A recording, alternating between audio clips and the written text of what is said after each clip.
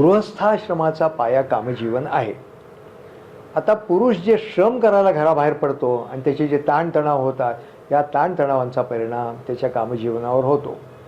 दमून थकून आलेला माणूस संध्याकाळी दिवसभर घरामधल्या टवटवीत तरुण अशा पत्नीशी देखील कंटाळा करून रत होणार, कसावसा संभोग करणार. यापेक्षा एखादा तरुण आणि दिवसभर उत्तम मनस्थिती आहे, उत्तम जेवण केलं आहे आणि मग तो शृंगार या बुद्धीने करतो आहे, तर त्यावेळी तो आनंद घेऊ शकतो.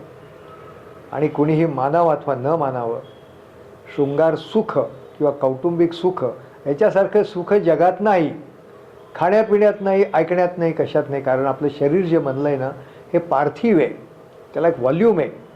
आणि आकाश, वायू, तेज, जल आणि पृथ्वी, ते पृथ्वी तत्वाचं इंद्रिय आहे आपलं, ते उपस्थ म्हणजे जननेंद्रिय. तर जननेंद्रियामधनं मिळणारं जे सुख आहे ना, ते मनाला सर्वोत्तम सुख देणारं आहे, समाधान देणारं आहे. म्हणून कितीही कष्ट झाले तरी त्या धुणी भांडी करणाऱ्या बायका देखील ते सुख आपल्याला हवं ते मिळतं आहे यासाठी बाकी सगळ्या गोष्टी मान्य करतात.